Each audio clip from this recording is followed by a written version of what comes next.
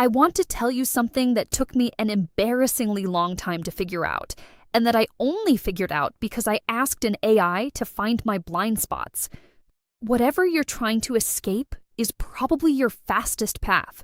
Not your only path, not necessarily your forever path, but right now, in this moment, the thing you've spent years building expertise in and are treating as the obstacle to the life you actually want, that thing is almost certainly an asset you haven't touched. I know that sounds like the opposite of what most career pivot content tells you. Stick with me. For anyone new here, quick intro.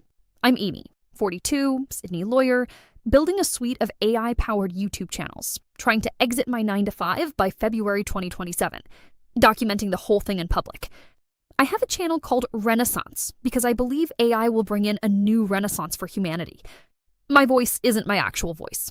Australian. Still looking.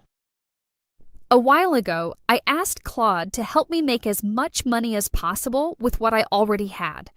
I gave it full context: my professional background, my channels, my available hours, my skills, my network. I expected it to tell me to double down on the YouTube build, post more, launch faster, the AI creator path. It came back and asked me a set of questions I hadn't expected. What did I understand that most people around me didn't? What problems had I watched people fail to solve for years?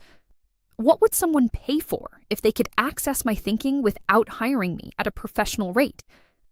And then it told me, the thing you're treating as the escape hatch is the thing you haven't monetized.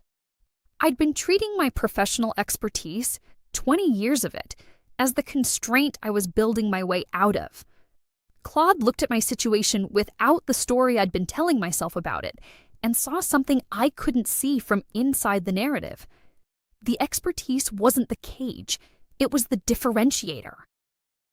I want to explain why this is so counterintuitive, because I think the reason most people miss it is structural, not a personal failure of insight.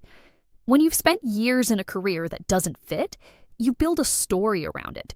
The story is protective. It makes the gap between where you are and where you want to be feel meaningful rather than just uncomfortable.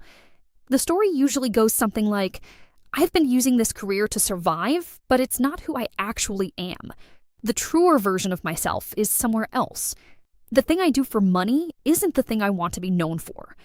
That story is often true. The career really is misaligned. The dissatisfaction is legitimate.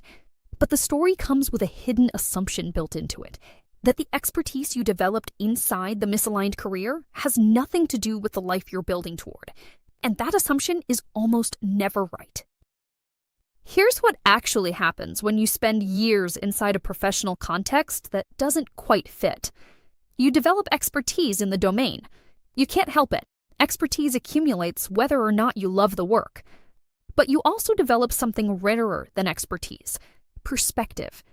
You've seen from the inside how this industry actually works, where the gaps are, what people consistently get wrong, what the consultants and the content creators and the online courses miss because they're looking from the outside.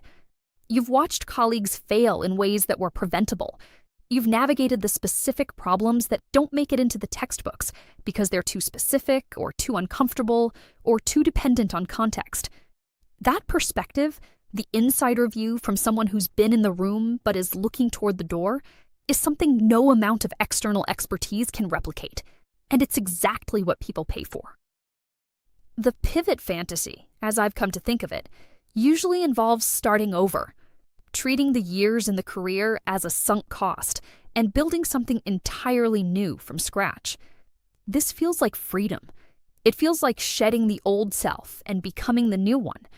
And sometimes it's the right move. I'm not arguing against pivoting. What I'm arguing against is the assumption that the pivot requires you to leave your expertise behind, that the new chapter has to begin with a blank page.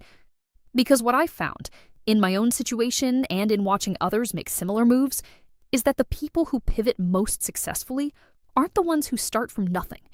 They're the ones who find the bridge between what they know and where they want to go. The breach is almost always the thing they were treating as the obstacle. Claude found my bridge by asking questions I hadn't asked myself.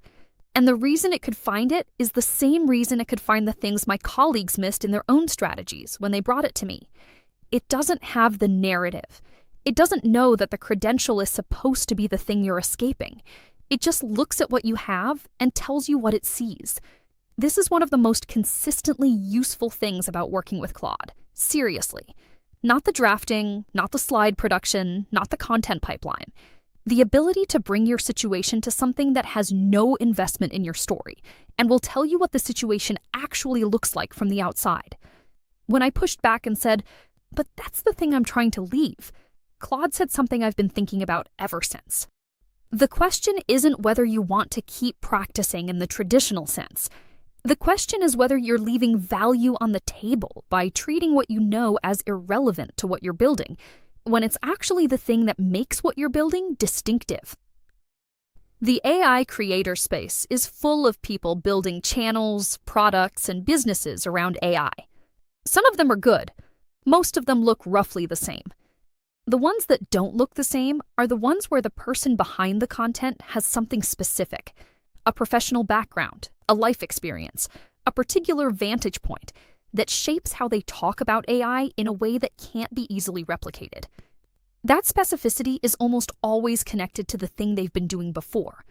The nurse who talks about AI in healthcare, the lawyer who talks about AI and professional liability, the teacher who talks about AI in education, the accountant who talks about AI and financial decision-making. None of those people need to stay in their original career, but all of them have something nobody else has, the insider view. And that's what makes their content worth watching rather than skipping. The expertise isn't the cage, it's the credential.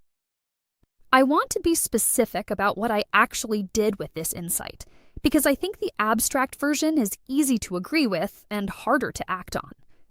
When Claude identified my professional background as the untapped asset, I built a productized document package aimed at practitioners in my field who want to use AI in their work. I put it on Gumroad. I didn't realize it had gone live before I was ready.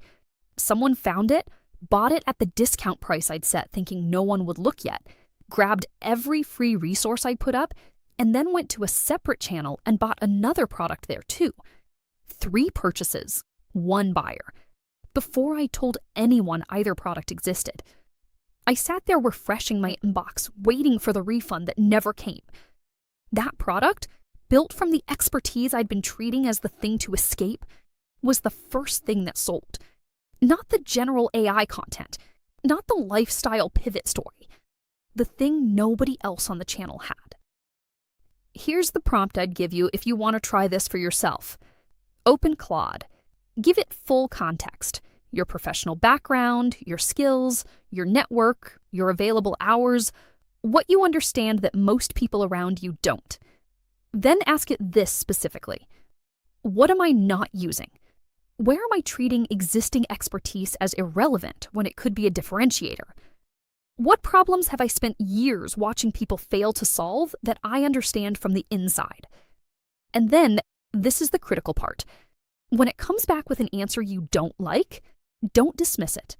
Push back on it and ask Claude to explain the reasoning.